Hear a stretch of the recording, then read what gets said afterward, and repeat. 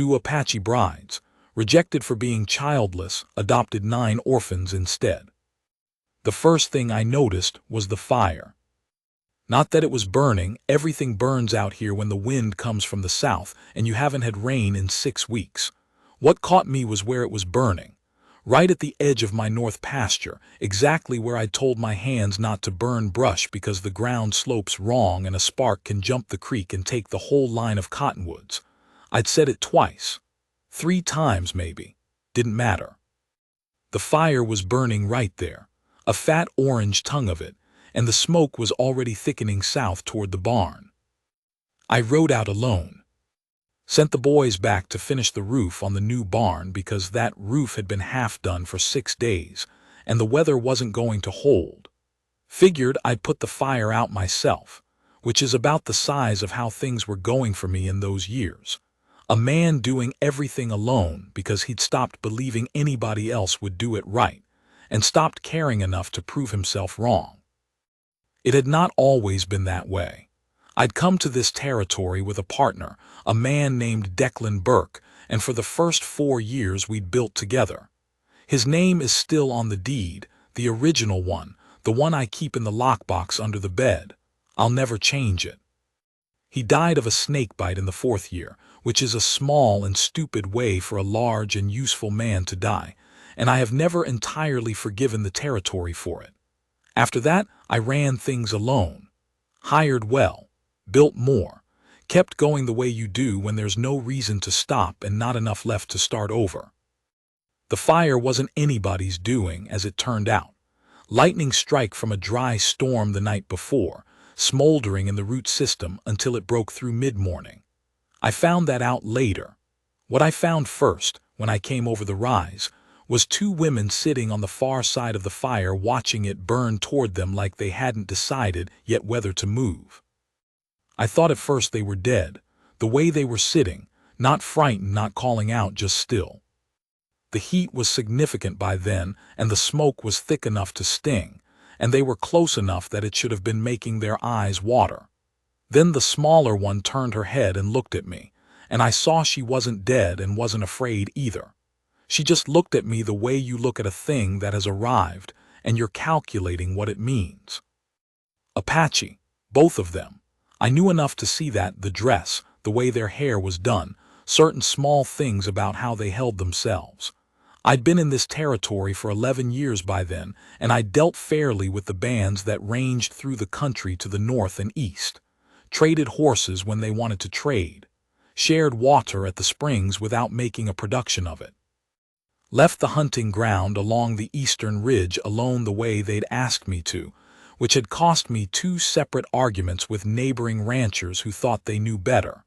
I wasn't afraid of the women. I was puzzled, which is different. I came off my horse and beat the fire back with a saddle blanket and a stick I found on the ground, which took about 20 minutes and left my left hand blistered on the heel and my coat ruined from the smoke and a long black burn along the left sleeve. When I turned around, they were still there. The smaller one had stood up. The taller one was still sitting, and I saw then that she was hurt. Her left leg below the knee. Not fresh, it was wrapped in something, a strip of hide, but the wrapping had bled through and dried and bled again and dried again. A layered thing, a wound that had been dealt with on the move. I said something in the 2 words of Apache I actually knew, which were roughly the words for water and for peaceful intent. The smaller one, I would learn her name, was Nadesta, which means something close to she who brings in the dialect she spoke, though she told me that herself much later. She nodded once. Very deliberate, like she was accepting a business arrangement and had decided it was fair. I gave them water from my canteen. Poured some for the smaller one first, and then crouched and held it for the taller one because she couldn't move right without pain, and I could see she wasn't going to ask for help. She drank about half of what was left, steadily, not gulping, and then stopped and looked at me with dark eyes that were clear and direct, and said nothing in a language I could understand. Then I looked at the taller woman's leg. Her name was Chi. She was maybe 30 years old, maybe 35. Apache women carry their age differently than white women. harder worn in the face from sun and wind and work, but with a kind of structural solidity, like they're built closer to the ground. The wound on her leg was from a horse fall. She communicated to me eventually through a combination of gesture and expression and the occasional Spanish word, over bad rock in the dark. 3 days before, possibly 4, she'd been walking on it. The smaller woman, Nadesta, had been supporting her, and I could see from the way Nadesta's shoulder sat, slightly lower on the left, that she'd been doing it long enough for her body to have adapted. I will not describe what I found under that wrapping in detail. It's enough to say I have seen worse on a battlefield and not by much, and that it was the kind of wound a man looks at and immediately starts doing arithmetic about, bad arithmetic, the kind where you're already asking yourself how far to the nearest doctor and how much time there is. I had a choice.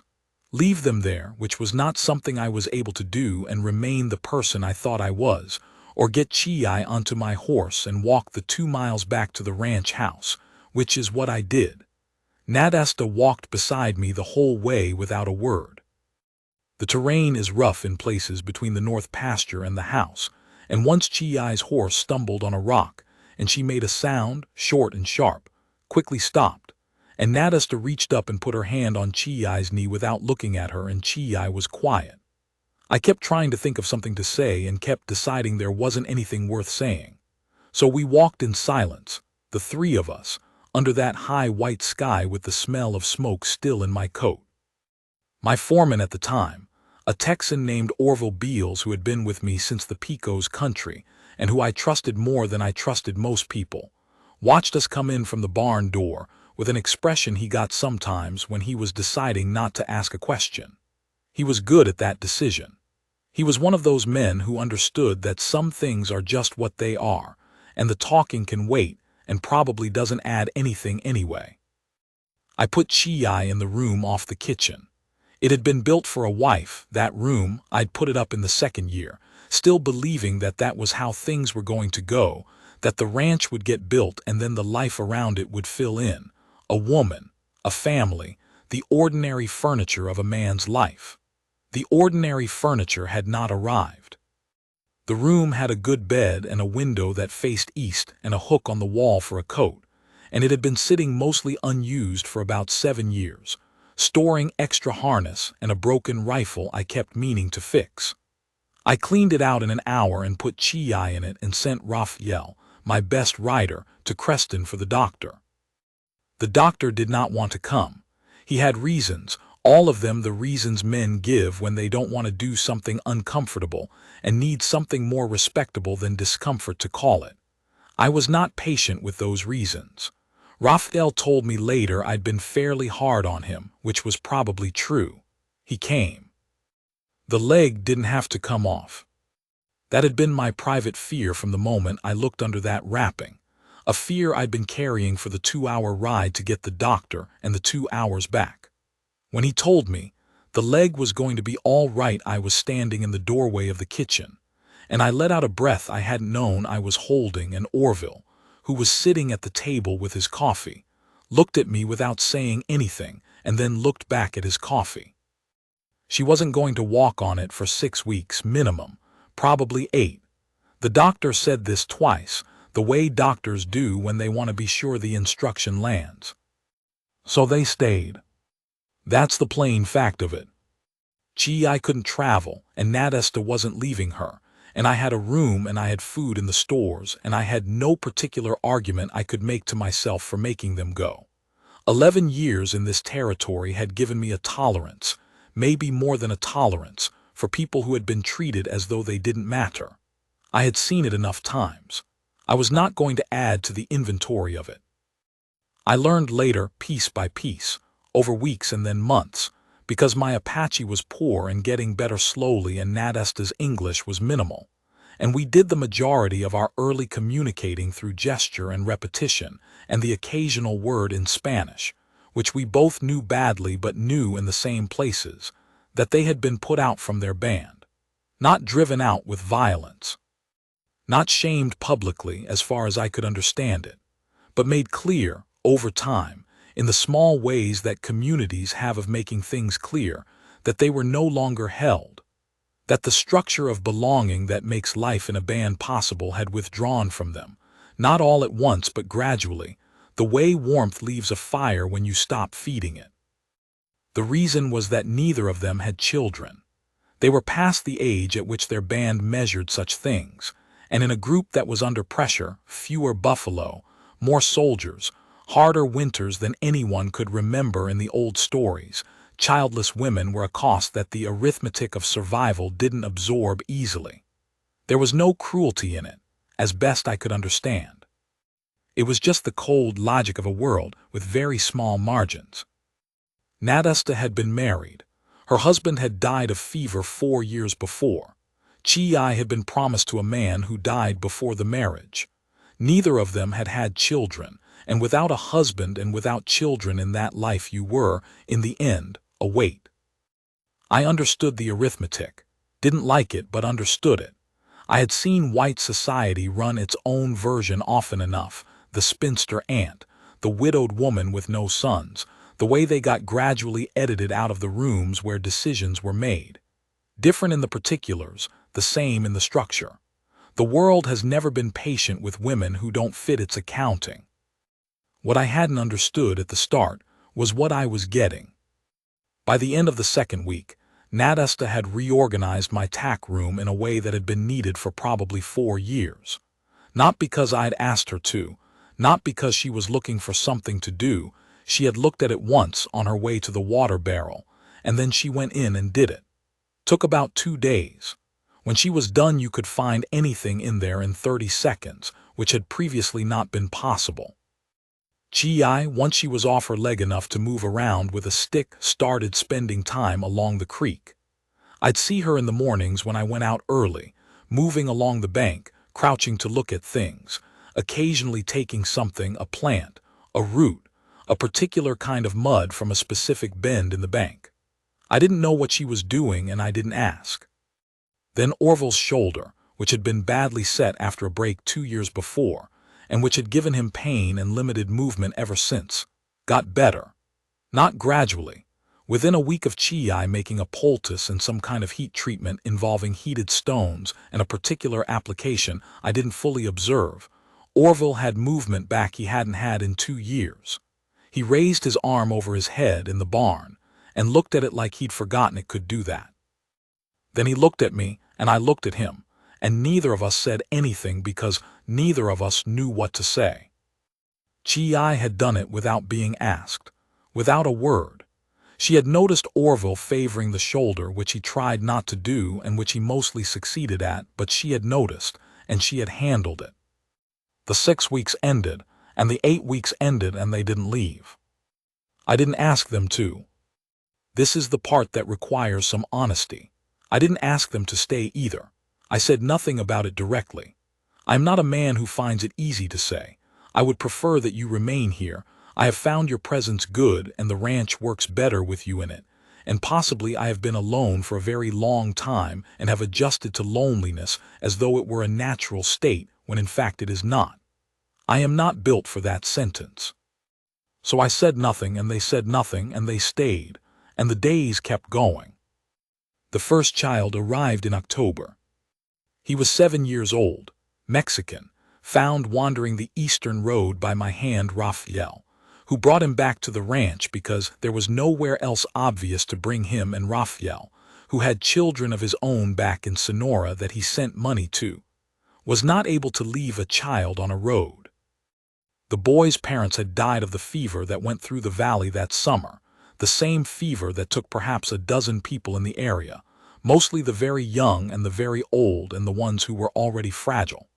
The boy had been with a neighbor family after that, and the neighbor family had gone back east, and he had slipped through the accounting. He didn't speak much. He sat in the kitchen with his hands flat on the table like he was making sure the table was still there.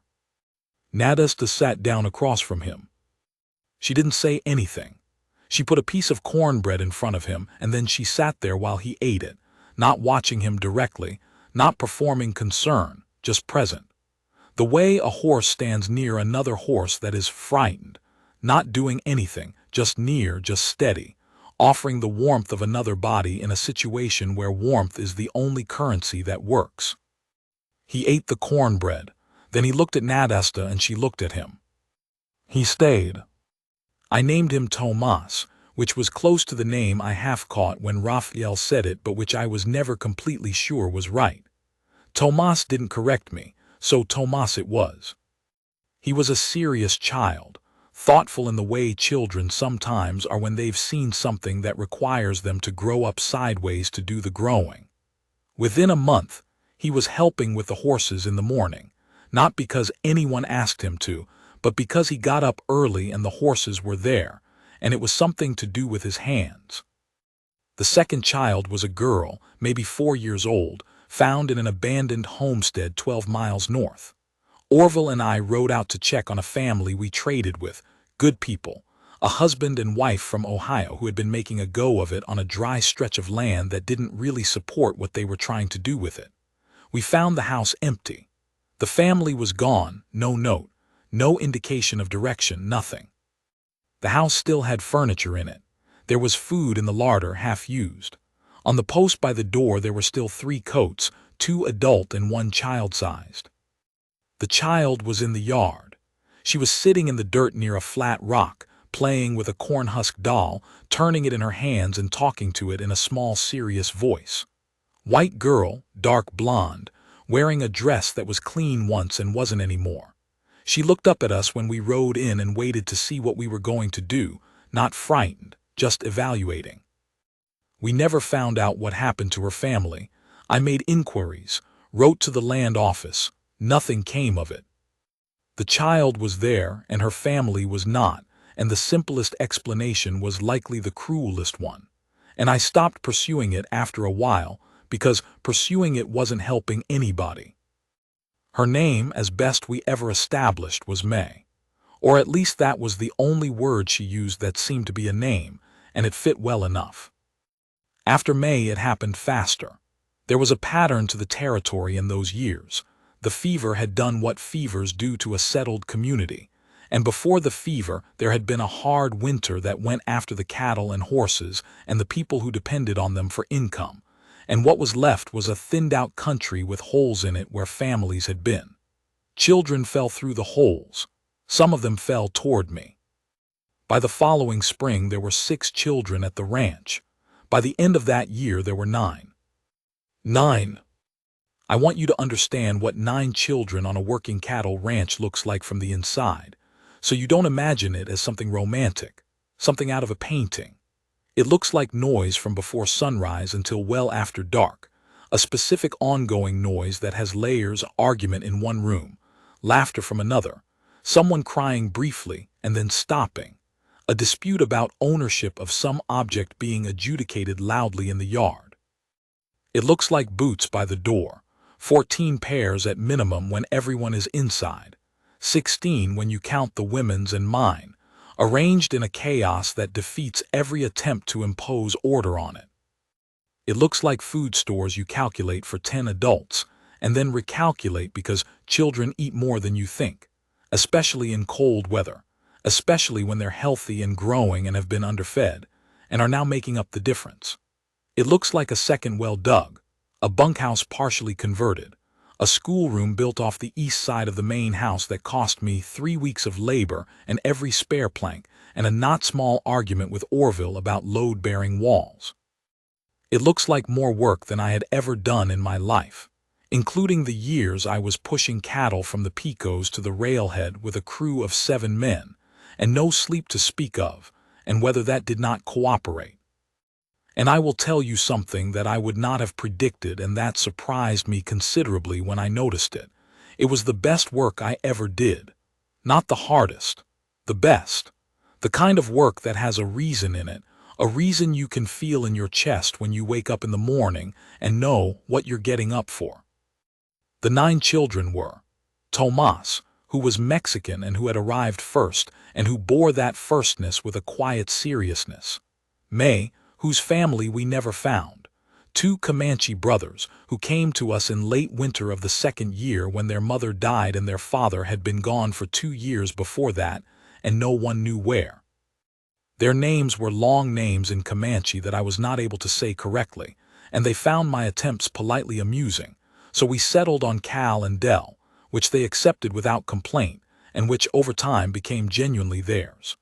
There was Ruth, a white girl from Kansas, 10 years old, who had been traveling west with her uncle, and the uncle had gone on a trading trip from the camp they'd made near the creek and had not come back. Ruth had waited 2 weeks. 2 weeks. Alone in a camp, waiting for a man who was not coming back, before one of my hands came across her. She was thin and deliberate and self-contained, and within 3 days of arriving, she had taken over the teaching of reading for the younger children, a project no one had asked her to undertake, and that she executed with the patience of someone twice her age. Then there was she, an Apache girl of about 6, who Nadesta knew from her band. She appeared at the edge of the property one morning with a small bundled cloth in her arms and a look on her face that was older than 6 years. No one brought her. She was just there. Nadesta went out to her and spoke with her for a long time and then brought her in, and whatever explanation the band had sent with her, if there was one, Nadesta kept to herself. Chi called her Shai from the beginning, and Shai answered to it, and that was her name.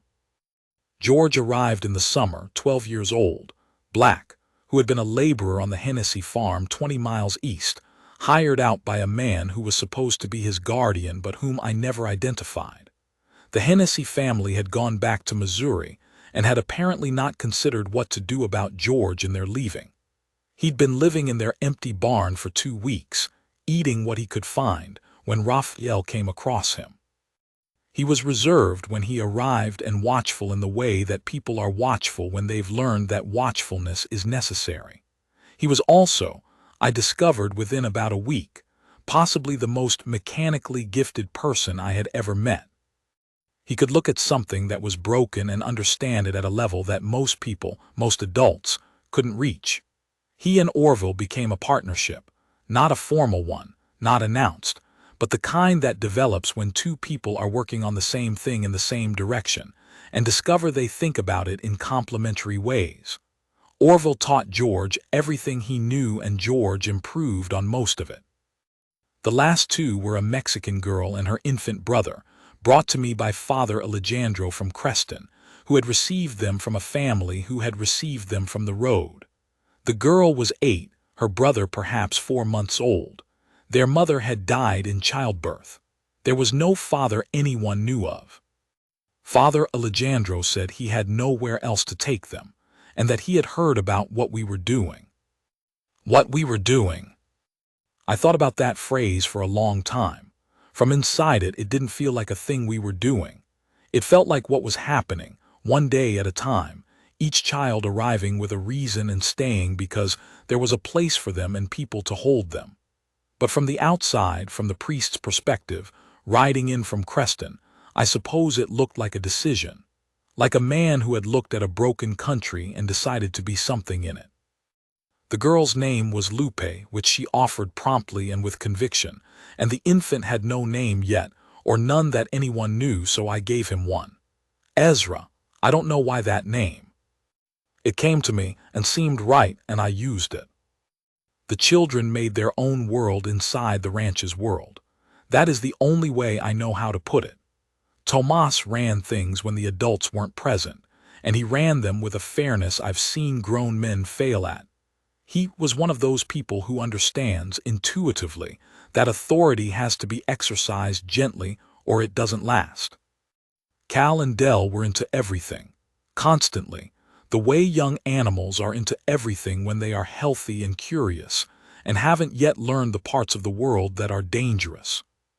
They destroyed 2 pieces of equipment and 1 fence section in the first 6 months, through a combination of investigation and bad luck, and each time they stood and took the accounting without flinching, which told me more about their character than the accidents themselves did. Ruth continued her project of teaching everyone younger than her to read, recruiting George as an assistant when she got tired, and between the 2 of them, they had all 5 of the younger children moving through the primer by the end of the first year. Shia and Lupe became inseparable, Two dark-haired girls moving through the property in tandem like a pair of quick birds, laughing at things I couldn't hear, building something under the cottonwood at the creek's edge that was elaborate and private, and that I did not ask about. Ezra, in the first months, slept in a cradle in the kitchen that Orville built from good pine. He built it without being asked, brought it in one morning and set it by the stove and said nothing about it, and when Ezra cried at night it was Chi who got up. I heard her moving in the dark, the soft sound of her crossing the floor. It was not something I planned to comment on. Some things are just what they are. I want to tell you about a night in November of the second year. The first real snow of the season had come down hard that afternoon, 6 or 8 inches, and then the temperature had dropped fast after sunset the way it does here when the sky clears all at once, and the cold air comes down from the north like it's been waiting. I'd been out late checking on the cattle in the north pasture, making sure the weak ones had shelter, and the fence along the creek hadn't taken damage from the weight of the ice. I came in after full dark with my coat stiff with cold and my hands barely working and snow frozen in my beard, so I could feel the ice when I moved my jaw. The kitchen was lit. That was the first thing, the yellow light coming from the window, a lot of it, more than one lamp, warm and steady in all that cold and dark. I came in and stopped. The room was full. All 9 children at the table or on the bench along the wall, in the specific configuration they had settled into over months of meals together, with the same small negotiations of space and comfort that families develop without ever discussing them. Orville was at the end of the bench with his coffee, half listening to something George was saying. Chi was at the stove with her back to the door, one hand on the big pot, the other holding a long wooden spoon. Nadasta was sitting on the floor near the fireplace with Ezra in her lap, turning her hands over and back and letting him try to catch them, which he was doing with the complete concentration of a very young child who has decided this is the most important thing happening in the world. The thing was, they didn't all look up when I came in. A few of the younger ones did. Lupe said something in Spanish and went back to her plate. George and Tomas were talking close, heads tilted together, and they both nodded at me and kept talking. Ruth was reading to May from the primer, her voice low and patient, her finger moving under the words. Cal and Dell were in a dispute about something that involved a stick with a drawing on it and strong competing opinions, and the dispute paused briefly while they registered my arrival, and then resumed. Shia had climbed up onto the counter and was reaching to the shelf where she kept a collection of small things, a blue feather, a flat gray river stone, a piece of colored glass she'd found in the creek, and she added something new to it, something small that I couldn't see, and stepped down from the counter and looked at the collection and seemed satisfied. Chi heard me come in. She didn't turn from the stove, but she reached to the shelf above it and took down my cup and poured coffee into it and set it on the edge of the stove where I'd see it. I stood in the door for a moment, maybe longer than a moment. I am not, as I said, a man who is easy with sentiment. I don't make speeches. I don't perform things. I have spent most of my life in conditions that don't reward performance, and I learned early to distrust the kind of feeling that needs an audience. But standing in that door, with the cold at my back and the warmth coming from that room and every person in it going about the ordinary business of an evening together, I felt something shift in me, like a thing that had been held at a slight wrong angle for a long time being set down correctly. The weight I had carried for 11 years, I couldn't name it well, not loneliness exactly, though it was that, not grief, though Declan's absence was in it, something more like what you feel when you have been useful without mattering. A man can be busy every hour, competent and steady, doing the work and doing it well, and still feel that none of it has landed anywhere that keeps it, like water poured into dry ground in a drought gone before it can do anything. That was 11 years of my life, work that didn't accumulate into anything you could put a hand on. That feeling was gone. I came in and took off my coat and hung it and picked up the coffee cup from the edge of the stove and found a space on the bench next to Dell, who moved over without looking up from his dispute, and I sat down. The argument continued around me. Orville passed me the bread without being asked. Chi brought the pot to the table and served without ceremony and went back to the stove. That was it. That was the evening. Ordinary in every particular.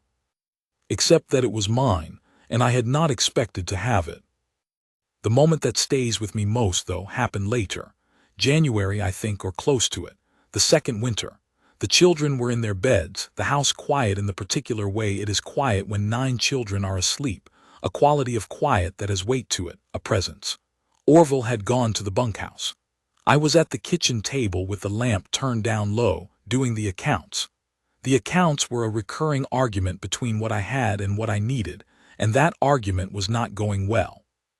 The winter had been expensive. The second well had been expensive. The schoolroom had been expensive.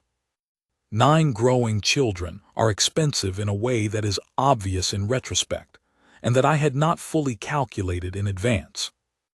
I was deep in the numbers, not enjoying them, when Nadasta came in from the room she shared with Chi and the younger girls. She wore a blanket around her shoulders against the cold.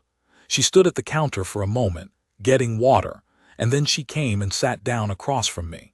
She'd been doing that more in the past few months, sitting near me in the quiet hours, not particularly talking, just present. I had come to expect it in the way you come to expect the things that are good and steady, without making a fuss about expecting them. She looked at the papers spread across the table. I was not trying to hide them, but I was not pleased about their contents, and probably my face said so.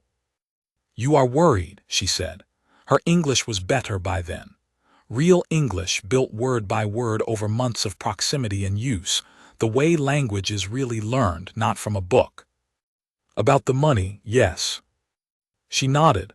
She looked at the papers again with an expression that was not quite reading them and not quite not reading them.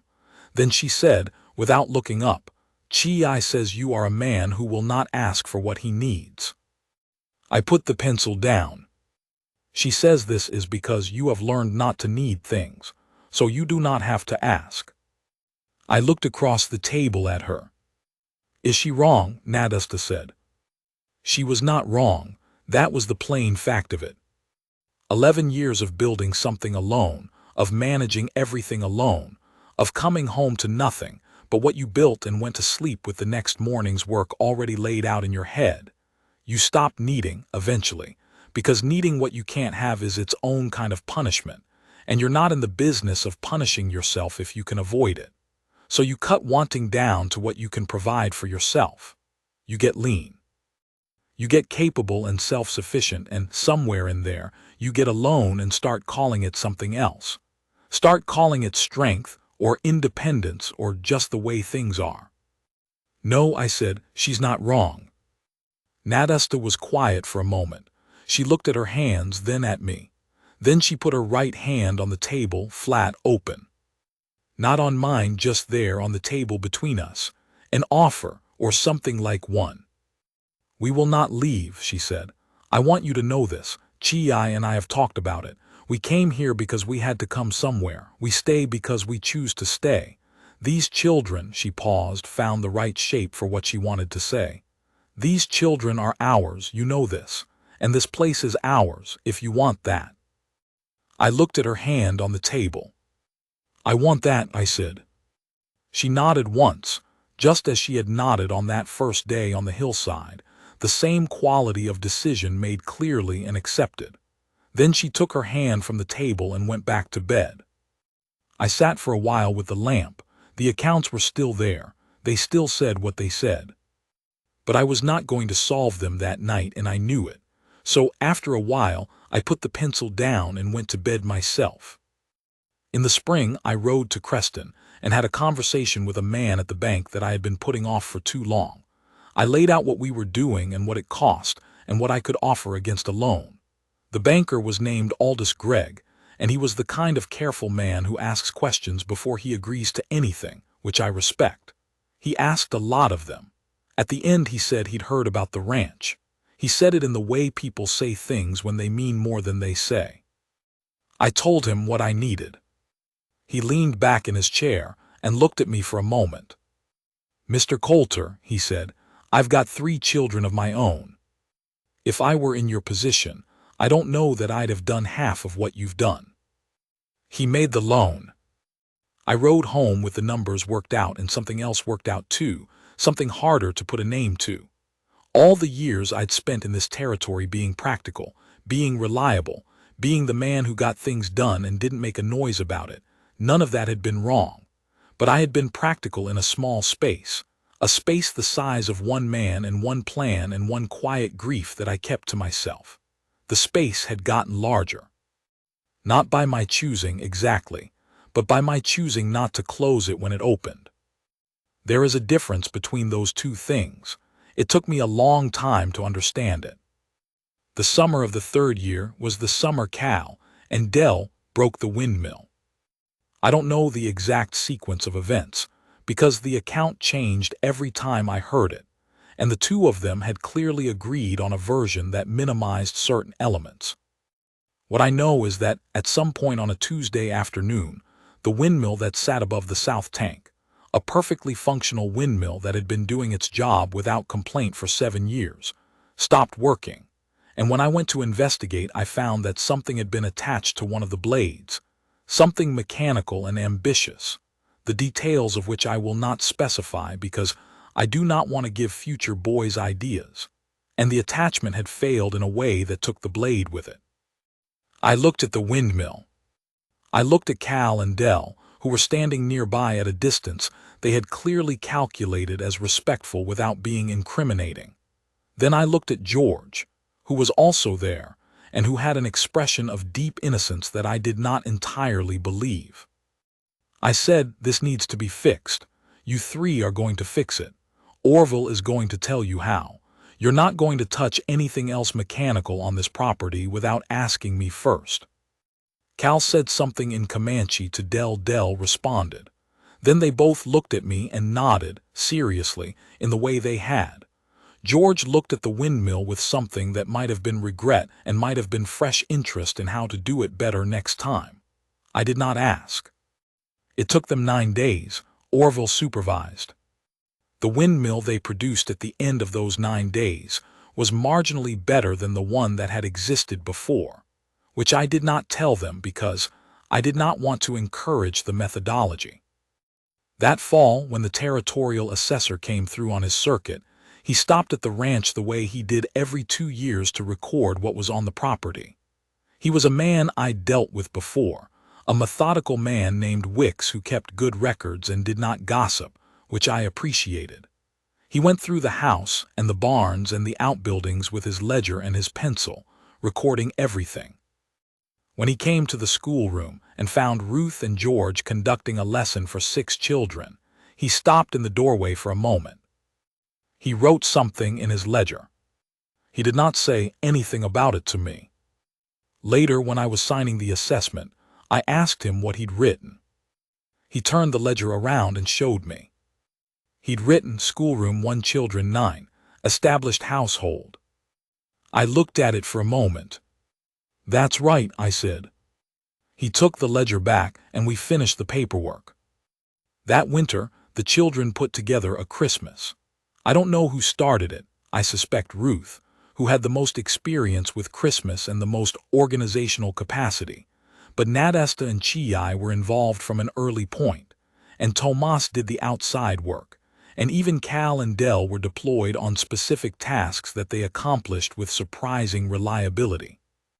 I came in from the barn on Christmas morning to find the kitchen decorated with things I didn't recognize. Branches and feathers and things made from colored cloth, and a kind of paper chain that Shia and Lupe had apparently made from magazine pages, their fingers still ink-stained from it, and breakfast on the table that was more elaborate than any breakfast that had appeared in that kitchen in 11 years of my ownership. I sat down. Everyone else sat down. 9 children and 2 women and Orville, who had been invited in from the bunkhouse, and was sitting at the end of the bench with an expression of pleased bewilderment. Tomas looked at me. He had the look of a person who has arranged a thing and wants to know if the thing has landed. I looked around the table. The decorated kitchen.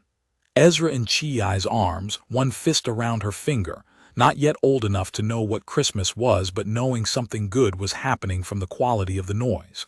Nadesta passing bread to May. Ruth telling Lupe something in a low voice, probably translating. Cal and Del sitting up straight, which was unusual, which meant someone had told them to. "Good," I said. Tomas nodded, a small smile therein gone. We ate. There is a morning I come back to, in my mind, more than any of the others.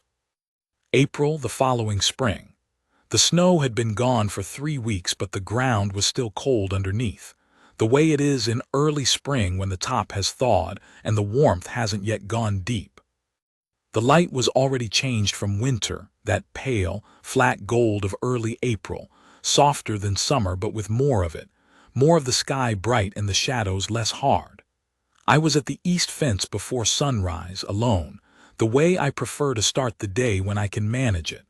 The work is straightforward then, and the mind goes where it needs to go. What mine went to, that morning, was this. I had come to this territory 22 years old with a plan.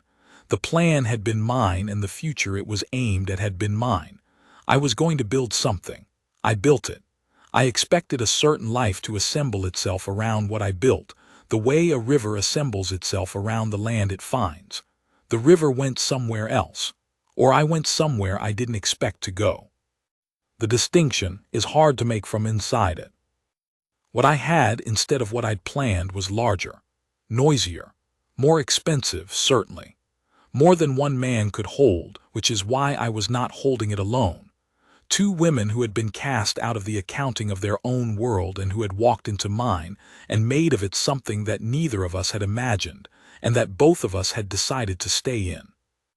9 children who had arrived by the various cruel routes that children arrive when the world has come apart around them, and who had assembled themselves into something with its own laws and gravity, something that pulled toward the future instead of the past. I was needed here, not as a charity, not as a courtesy. As the thing that held it together, the man who rode out in the cold to check the cattle so everyone else could sleep, the man who argued with the banker and won, the man who fixed what broke and planned for what was coming. The Rock, not celebrated, not made much of, just there and steady, and it turned out that steadiness was what all of them had needed most, what they had come toward the way horses come toward still water. The fence post I was working on that morning was a stubborn one.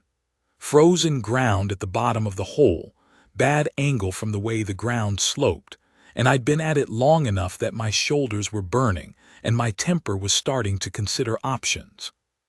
I drove it in the last 6 inches with everything I had, and tamped the dirt around the base and stepped back and looked at it. Plumb solid, right. I heard hoofbeats, turned and saw Nadesta coming across the east pasture on the gray mare, which had been mine on paper for 2 years and hers in practice from about the 2nd month, and behind her on the brown pony was Tomas, sitting up straight and paying attention, because whatever he was being shown he was treating it as worth his full concentration. He was like that.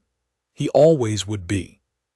She pulled up a few yards from the fence, looked at the post, then looked at me, that look she had, not evaluating anymore, not calculating, just confirming, making sure I was there and still myself. "Chi says breakfast," she said. "I'm coming." She looked at me one moment longer. Then she turned the mare and Tomas turned the pony and they went back across the pasture toward the house, toward the smoke rising from the kitchen chimney, and the light caught them as they went, both of them, the horses moving at an easy walk through the pale April morning.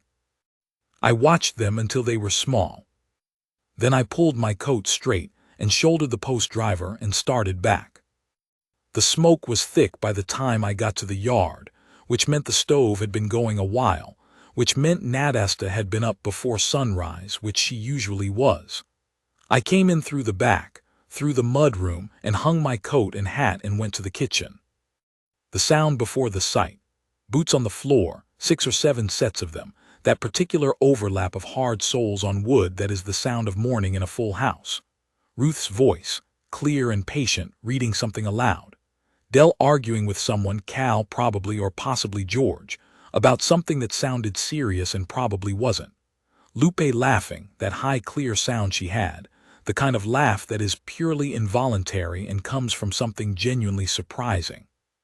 I came through the door, and the kitchen was full of light. George was at the stove helping Nadesta, which had become his morning position over the past year, standing at her elbow while she cooked and learning things he would not have been able to learn anywhere else I knew of. Tomas had come in ahead of me and picked up Ezra from the cradle and was walking him around the kitchen, Ezra's fist in Tomas's shirt, both of them looking at each other with the mutual absorption of a 12-year-old who has decided to be responsible for someone and a 2-year-old who has decided that this person is trustworthy. Sha was on her chair at the window, repositioning something in her collection, attending to it. Ruth was at the table with May and Lupe, the primer open, her voice steady and unhurried. Cal and Dell's argument, which turned out to be about the structural integrity of a beaver dam they had observed on the South Creek. Whether it was an example of good engineering or a cautionary tale, was being conducted with greater technical sophistication than I would have expected, which I attributed to their ongoing association with George and Orville. Orville came in from outside, snow still on his hat brim from where it had slid off the barn roof, and stomped his boots and found his cup and sat. Chi came from the back of the house and took Ezra from Tomas, who looked simultaneously relieved and slightly bereft, the exact expression of a boy who has been responsible for something important and is not entirely sure how he feels about giving it back. She sat at the table with Ezra in her lap, and he reached up immediately and put his open hand against her jaw, which was how he greeted people he loved. She looked down at him and said something quietly, just to him. I stood for a moment in the door between the mud room and the kitchen. I am not a man who looks for the meaning of things. I spent enough years in country that didn't offer meaning, that offered only weather and work and the next problem to be solved, that I stopped expecting it. You do what the day requires and you go to sleep and you get up and you do it again, and the meaning, if there is any, is something other people put on it from outside. But standing in that door I thought, I am needed here, not because someone said so, not because I paid for it. Because every person in that room was there because I had been here, steady, year after year, and because 2 women with nowhere left to go had looked at what I was and decided it was worth staying for. They had given me this, not because I asked, not because I deserved it in any ledger sense, because they were women who had been told they were worth nothing and had quietly, without drama or performance, demonstrated otherwise. And this is what they had demonstrated it with. This kitchen, this table, this particular configuration of people who had no reason to be a family and were one. I poured coffee, found a space at the table. The morning went forward the way mornings do when there is a lot of life in a house, loud and particular and specific. Each moment its own thing, nothing general about any of it. That is all there is to tell. I am older now than I expected to be. The ranch is bigger than I expected it to be. Tomas runs the North operation. He has a wife of his own, a practical woman from Albuquerque who does not take nonsense from anyone and who has, I have noticed, a laugh that sounds a little like Lupe's, which probably tells you something about the kind of woman Tomas grew up with. George has a machine shop in Creston, does the best engine work in the territory, probably the state by now. Ruth is teaching school properly, with pay, in the new schoolhouse they built in the valley last year.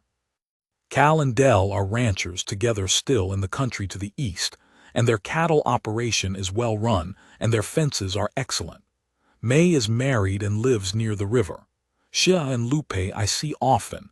They grew up in each other's pocket and they stayed that way. Ezra is 17 and has his mother's eyes and his own considerable stubbornness and is going to be fine. Orville retired 4 years ago with more money than he expected to have at the end of his life, which I consider the appropriate settlement of a debt I owe him. Chi is here. Nadastu is here. They are here the way they have been here for going on 30 years, chosen and present and good, and I know what I have and I have never made the mistake of forgetting it. If you asked me what I built, I would tell you about the acreage and the operation and the schoolroom and the east wing and the 3 additional wells and the decades of work that went into making the land produce what it produces. Those are the things you can point to. Those are the things that will be here after I am not. But what I built was a family. I built it the only way you really build anything worth having, not from a plan, not all at once, but by showing up every day and being steady and being someone worth coming back to. The women chose it. The children landed in it. I just made sure it held. And it held. And it held.